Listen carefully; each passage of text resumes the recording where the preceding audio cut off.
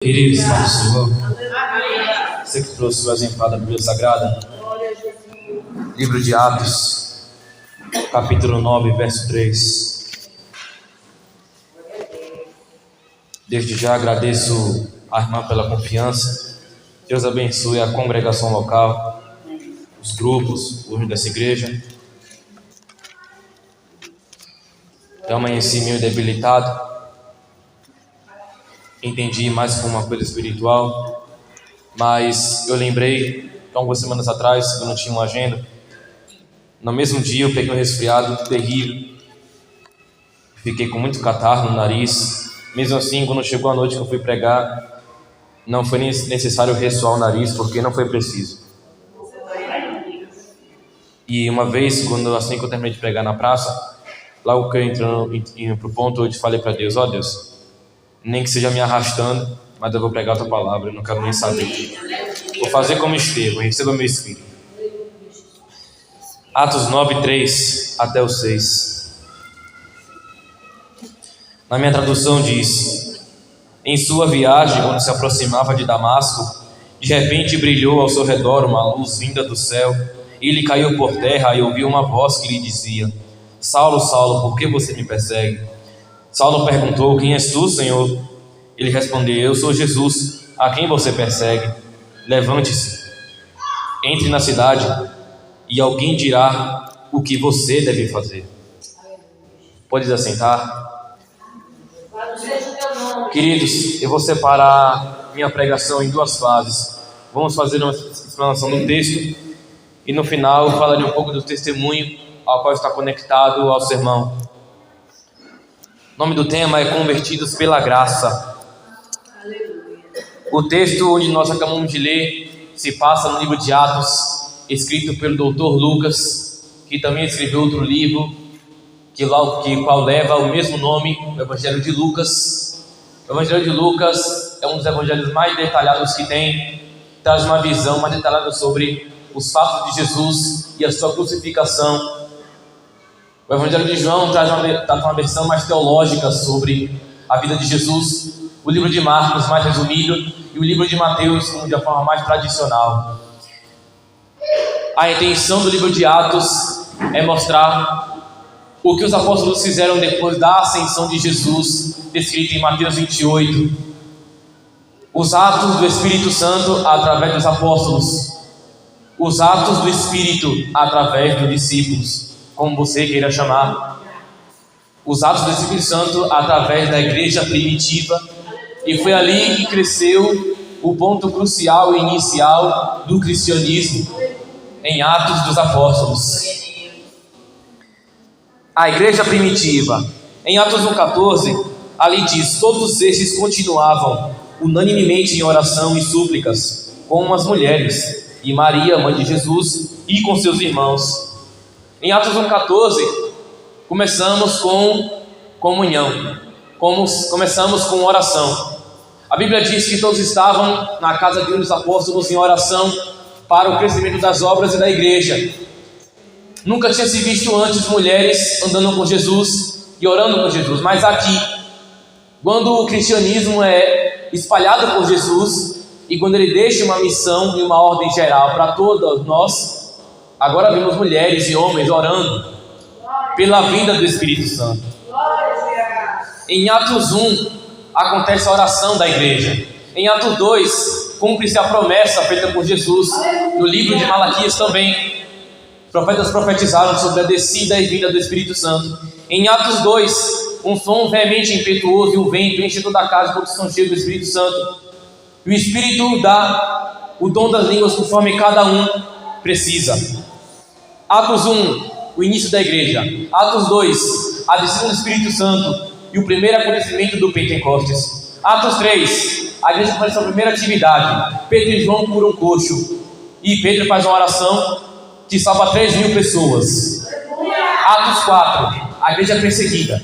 Atos 5, Ananias e Safira, um casal mente para o Espírito, eles são assassinados de forma justa. Atos 6, a escolha dos 7 homens para poderem servir à mesa, enquanto os outros apóstolos estariam ocupados para o ministério da palavra. Atos 7, A pregação, prisão e morte de Estevão. Atos 8. Alguns discípulos são presos e a perseguição da igreja aumenta. Em Atos 9, Saulo é convertido, indo para Damasco, e é visitado por Ananias. De Atos 10 a Atos 11, a igreja continua sendo perseguida. Em Atos 12, Pedro é preso e é solto milagrosamente. E no mesmo capítulo, é interessante que Herodes morre, porque tomou a glória para si mesmo. É só ler o capítulo que você vê. De Atos 13 em diante até Atos 25, mais ou menos, Saulo segue suas primeiras viagens missionárias com Barnabé, Tito, Timóteo e mais alguns apóstolos. Os atos do primeiro cristãos. Morte a Estevão, nascimento a Paulo. Entre Atos 7 e Atos 8 a gente vê discípulo Estevão. Vale lembrar que Estevão não era apóstolo, Estevão era discípulo da igreja. Durante a escolha daqueles 7 homens, escolheram entre eles Estevão, homem cheio do Espírito e cheio de poder, cheio de sabedoria. Estevão cumpria maravilhas entre o povo, profetizava, pregava, curava a gente. Diante dali, perto também tinha a sinagoga dos libertos, ou a sinagoga dos sirineus. Aqueles homens eram judeus religiosos que seguiam mais, idolatravam mais Moisés do que Jesus. E aqueles homens discutiam com Estevão, porque Estevão sabia da lei, mas era cheio de espírito. Já os homens sabiam da lei, mas não tinham espírito. Agora a frase de Paulo faz sentido. A letra mata, mas o espírito vivifica. Quantas pessoas são mortas pela própria lei, pelo próprio conhecimento, mas não tem um espírito? Bate na igreja, bate nos irmãos, mas não tem um espírito. Por isso perde ovelha, perde irmão, perde o amor que a ovelha deveria ter pelo pastor, mas não tem. Por quê? Porque o pastor aplica, mas não faz efeito, porque não tem um espírito. A intenção dele é destrutiva e é matar os irmãos, é matar o espírito. Mas ainda na igreja permanece aqueles que estão cheios de espírito. Então Estevão prega para aqueles homens, eles dois discutem, os homens com ira, Estevão com inocência. Então Estevão, acusado de blasfêmia, ele é levado ao sinédrio. Era mais ou menos isso aqui. O sinédrio era como se fosse um juizado, um purgatório. Os escribas e fariseus, os julgadores e o acusado no meio. Estevão foi acusado, e aí os fariseus perguntam: que tipo de acusação você tem contra esse homem? Estevão começa, ele prega o Velho Testamento todo, o texto maçorético todo, desde Abraão, Elias, os profetas, e também fala da perseguição dos profetas. E ele termina o sermão, passa 50 versículos inteiros pregando sobre isso, com a intenção de convencer aquele homem. Ele continua, no final do sermão ele diz: e vocês aí que me acusam, vocês são piores do que seus pais que negaram e resistiram ao Espírito. Vocês são piores do que ele. Então os homens enfurecidos, o versículo fala que eles rangiam os dentes. Estevão vendo aquilo, o versículo fala que o rosto dele brilhava como uma de um anjo, na sua inocência. E ele falava: eu olho para o céu e eis que eu vejo Jesus, o Filho do Homem, sentado à direita de Deus. Ele olha para o céu e tem uma revelação profunda naquela hora. Ele vê Jesus e o Pai no mesmo lugar. Ou seja, Deus está com ele ali. Algo maravilhoso vai acontecer ali. E é exatamente o que acontece. Enquanto Estevão fala de Jesus, os homens rangem os dentes, tapam os ouvidos. As pessoas não aguentam ouvir a verdade. Jesus diz: eu sou o caminho, a verdade e a vida. As pessoas não aguentam quando a gente abre a Bíblia. Os meticrentes, os hipócritas, os idólatras, os imorais não aguentam ver pessoas como nós abrirem a Bíblia e explanarem a verdade. Os cães, os falsos líderes, os falsos crentes não aguentam quando explanamos a verdade, quando abrimos a Bíblia. Eles não aguentam, tapam os ouvidos, te excluem da igreja, te excluem do grupo, te excluem da sua própria congregação. Torna-se uma perseguição local. O que era para ser um lugar de comunhão. Quantos não aguentam isso? Tapam os ouvidos para os pregadores da verdade.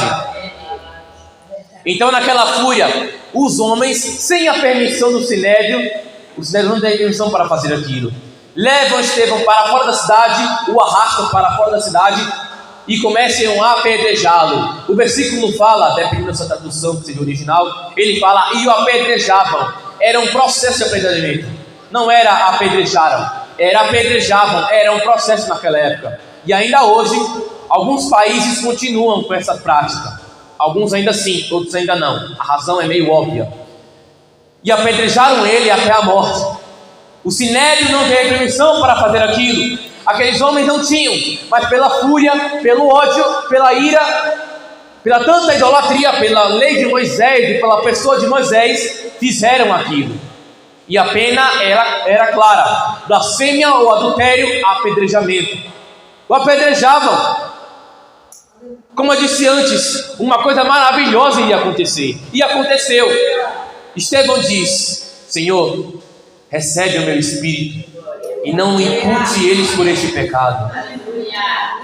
Receba o meu espírito. A oração de alguém inocente que não teve ódio contra aqueles homens, diferente daqueles homens que tiveram ódio por ele. O versículo fala que ele tinha o rosto como a de um anjo. Era alguém que tinha verdadeiramente o espírito, não tinha ódio, não guardava rancor. Geralmente se morre como se vive. Estevão morreu cheio do Espírito, falou cheio do Espírito, teve seu espírito entregue cheio do Espírito. Ele viu a glória de Deus antes de morrer. É comparado à oração de Jesus na sua crucificação: Pai, perdoa-lhes, porque não sabem o que estão fazendo. Recebe o meu espírito, e em tuas mãos te entrego o meu espírito. A oração de alguém que é cheio do Espírito é diferente de alguém que é carnal. Ah, Senhor, estão me matando, mata eles, manda um raio, mata os miseráveis, apedreja eles, estão me perseguindo, estão me caluniando, estão me difamando, destrua eles. Estevão e Jesus fariam o contrário: Pai, perdoa-lhes, não sabem o que estão fazendo, tira a cegueira dos olhos dele. E ainda que me destruam, que me pisoteiam, receba o meu espírito. Depois daquele acontecimento totalmente agressivo, naquele mesmo dia a igreja continua sendo perseguida de uma forma extrema. E no final do versículo, no capítulo próximo, Atos 8:1, ali tinha escrito: e Saulo consentiu na morte dele.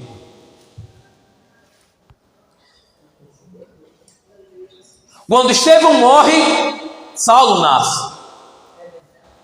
Quando a trajetória de alguém cheio do Espírito morre, alguém que vai ser cheio do Espírito nasce. É como se fosse uma semente. A oração de Estevão plantou algo. O seu amor, o seu Espírito que habitava nele, plantou algo ali. E ali nasceu algo. É tanto que já fez efeito, e Saulo consentiu.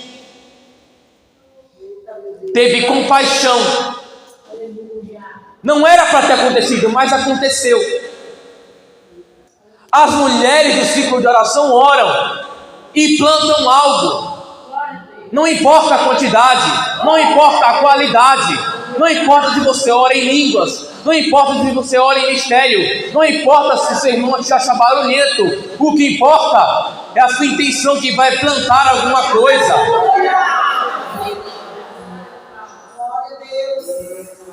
Agora vamos para a pessoa de Saulo. E aí tem um mistério, porque muitos cristãos acham que o nome de Paulo era Saulo porque Deus mudou. Não, está errado. A Bíblia não diz isso também, a intenção do texto não é essa. Saulo, o nome judeu, isso porque Saulo era da tribo de Benjamim e seus pais também eram. Ele foi educado em Jerusalém, na escola de Gamaliel, se tornando fariseu na lei, ou seja, Saulo era judeu, original hebreu, se formou nesses estudos. E seus descendentes também eram. E lá atrás ele também era da tribo de Benjamim. Provavelmente seus pais colocaram esse nome por homenagem ao rei Saul. Agora, por que Saulo? Bom, como eu falei antes, provavelmente em homenagem ao rei Saul. O rei Saul foi o primeiro rei de Israel. Era filho de Quis e pertencia à tribo de Benjamim. Saul foi escolhido como rei quando os israelitas pediram pela monarquia. Agora Saulo se converte do judaísmo para o cristianismo após seu encontro com Jesus. E agora Paulo, por um sentimento espiritual, certamente pensou, uma alegoria, bom, com esse nome eu perseguia cristãos, então que tal um nome novo? Que tal algo mais espiritual? Que tal uma coisa mais romana? Paulo, nome romano e cidadania romana. O nome Paulo tem origem no latim Paulus, a partir de Paulo, que quer dizer pequeno ou baixo. Esse nome surgiu através de um apelido romano. Quando não haviam sobrenomes, as características físicas eram utilizadas para nomear as pessoas. Então esse é o mistério que foi revelado. A pessoa de Saulo, bom, anteriormente ele era bico duro, né, era um ignorante, arrombava as portas, perseguia cristãos, arrastava os irmãos para fora, fazia os irmãos negarem a Cristo, provavelmente, apedrejavam, levavam para o sinédrio, colocavam eles numa espécie de prisão pública. Era isso que ele fazia. Depois, se converte em alguém diferenciado. Ele era ousado na carne, agora é ousado no espírito. Por que crente é assim? Ele era ousado no mundo, agora está ousado no espírito. Brincadeira? No mundo faz, acontece, chuta fora da barraca, bate no irmão, dá burro, bebe, cai por lá, bate carro, bate moto. Não se converte, fica mansinho, procura mortificar a carne, que é o correto, e fica cheio de ousadia do espírito. Restigo, papapá, sapateia a igreja toda, é lindo, né? A transfiguração da ousadia na carne passa para o espírito, viu? A miserável da carne morre, agora vivifica o espírito, é lindo. Agora Paulo, ele vivifica seu espírito, e agora, ao invés de perseguir a igreja, ele quer perseguir os inimigos de Cristo. Como? Pregando, profetizando. Valdir, mas Paulo não profetizou, engano seu. Ele profetizou nas cartas. Existem vários meios de profecia. Ele profetizou nas cartas, profetizou em pregações. E ele viajava, viu? Andou bastante, sofreu. É tanto que Deus disse: eu te mostrarei quando você deve sofrer pelo meu nome. E ele sofreu, foi açoitado, foi apedrejado também, não até a morte, mas com maneira de expulsá-lo daquele lugar. Sua conversão, quando vemos em Atos 9, ele está indo para Damasco com uma assinatura para aprender mais cristãos, para aprender o povo de Deus. Uma luz, na verdade ele é surpreendido por uma luz ofuscante, ele cai. E ele acreditava em Deus, ele sabia que era Deus, mas negava Cristo.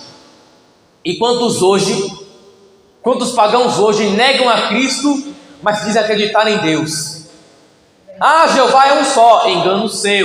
Leia a Bíblia, abra a Bíblia. É uma geração que não abre Bíblia, não quer mais saber das escrituras, da verdade.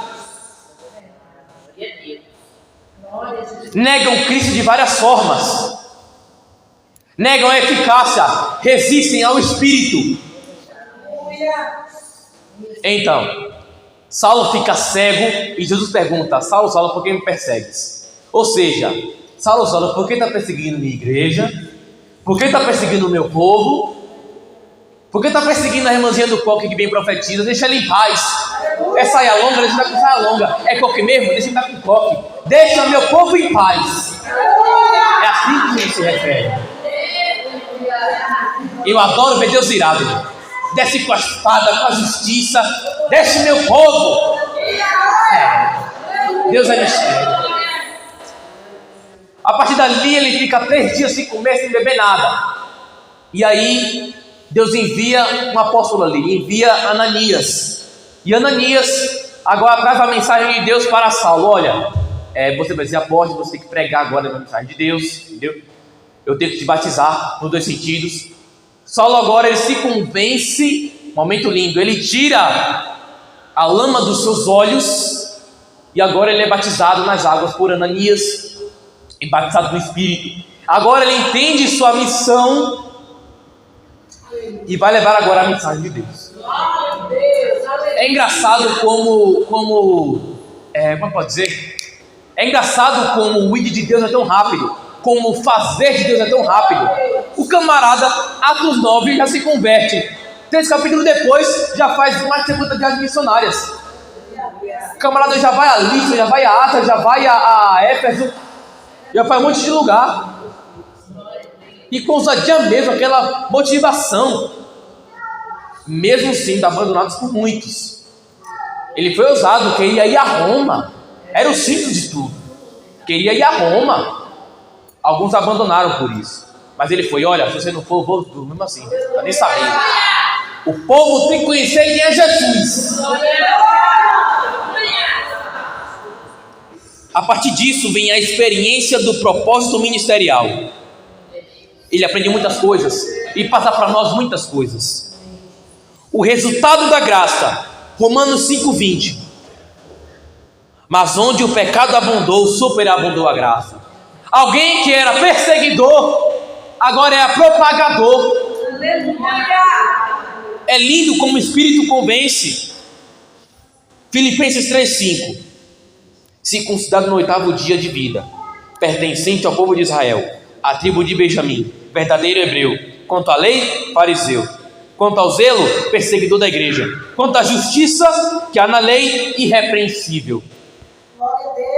Em algumas traduções até Jesus diz no seu encontro com ele: duro é pra tu, né? Lutar contra os agrilhões. Duro é pra você, né? Você é grosso mesmo, você é bico duro, você é testa larga, isso mesmo, né? Tá certo, vamos te quebrar todinho. E é assim que Deus faz. Quebra o crente todinho, amassa o vaso, pisoteia mesmo e faz um vaso novo. A vinda de Jesus contribuiu para o nascimento da igreja primitiva.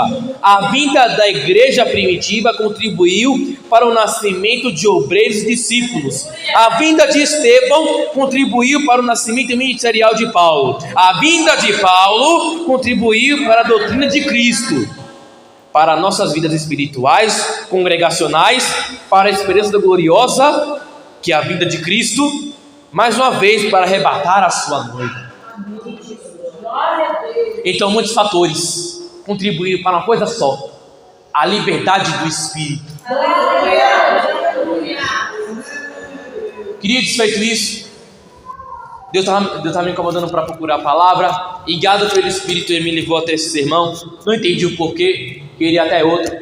E esse talvez um dos defeitos na carne de ser pregador, de ser profeta, porque muitas vezes a gente prega o que não quer, profetiza, entrega o rolo que não quer às vezes. Vou perder a amizade, o pastor vai me odiar, os irmãos vão me expulsar. Oxê, tu vai negar Cristo mesmo ou vai servir a ele? Vai entregar mesmo? Entrega mesmo, rapaz, que não é nada, pregue mesmo.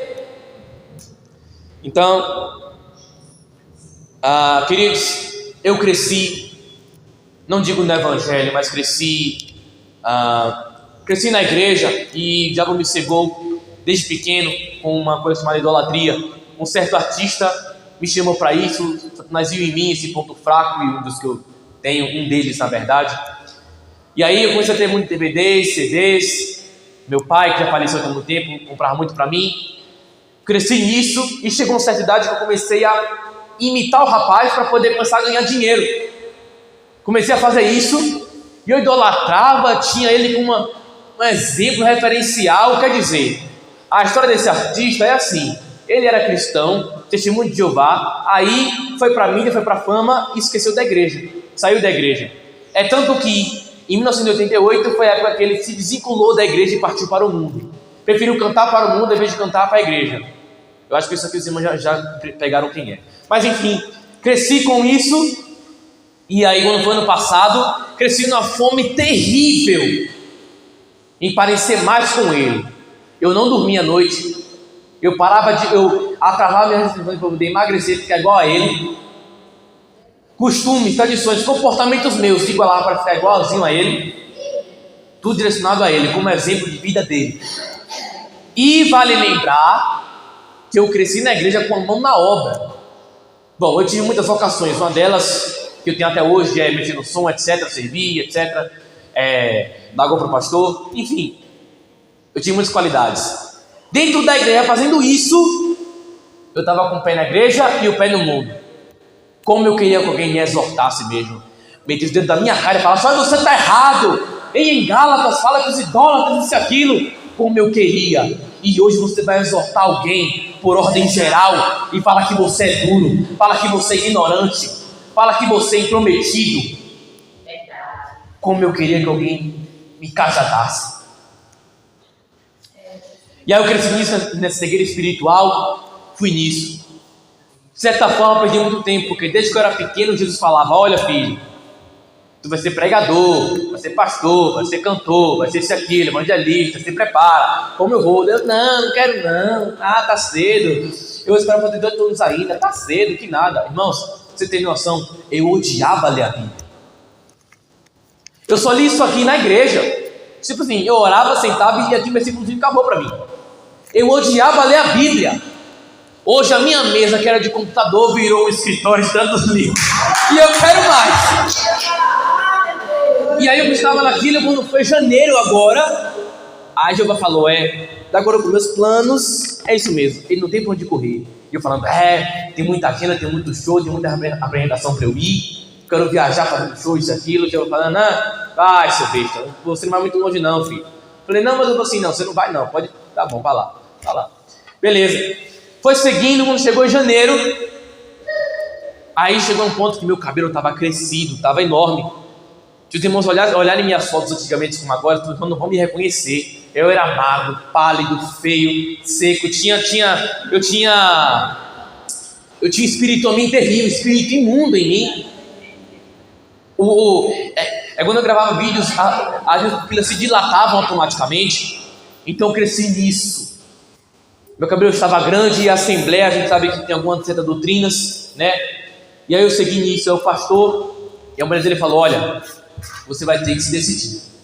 Ou você larga isso tudo e vira um crente de verdade, nessas palavras assim, ou você continua assim e vão ter que te tirar do cargo, te excluir do grupo, etc. Algumas atividades. Naquele dia, eu tive um pensamento que jamais pensava que iria ter. Na mesma noite eu fui para casa destruído, entre aspas, otário. Fui destruído. Voltei para casa, remoendo, pensativo. Depois de horas pensando, quando deu perto da meia-noite, eu tomei a mais perfeita decisão que eu tinha tomado, que era tomada há muito tempo. Eu deletei tudo, apaguei todos os vídeos, fotos, deletei agendas, apaguei grupos, deletei amizade, peguei as roupas, joguei num canto, joguei fora, queimei, doei, rasguei, me desfiz de tudo. Naquele dia nasceu alguém novo. Naquele dia um espírito habitou. Naquele dia eu estava pronto para receber o dom das línguas. E anteriormente eu tentava falar em línguas. Sabe, porque tem muitos jovens hoje, essa geração de jovens chega no congresso do culto, aquela emoção. É uma emoção, mas não tem espírito. É só carne, é só chororô. Mas não tem dom das línguas, não tem Espírito Santo de verdade. É só emoção. Chega de emoção, comece a unção. Chega de carnalidade, comece a ativar o Espírito. Eu falo para Deus, Deus está avisando. Vocês jovens aí, rapaz. Aí Deus vai, dá oportunidade, abre a boca. Aí alguns aceitam, uns consentem, com cala. Aí alguns, não, você é muito grosso. Quem é você, rapaz? Mas não permitam, jovens, pessoas aqui, irmãos, que alguém apague a chama que está em você. Naquele dia eu me converti. Desde em diante foquei mais no meu ministério. Comecei a ter amor pela Escritura. Eu leio hoje como um faminto. Leio, canto, louvo, prego, evangelizo, abro o brilho na praça, eu não estou nem aí, não quero nem saber. O importante é fazer o ID e ter pessoas ao nosso lado que queiram nos acompanhar e fazer parte disso. Então, que isso possa edificar os irmãos. Me perdoe se eu passei do tempo, mas até aqui o Senhor me ajudou. Que os irmãos orem pela juventude, pela mocidade, pela igreja de Deus no Brasil, no mundo, e para que o Evangelho seja propagado cada vez mais. E que naquele grande dia nós falemos: combati o bom combate, guardei a fé, encerrei a carreira. E Deus em Cristo nos abençoe grandemente. Essa é a grande oportunidade, em nome de Jesus.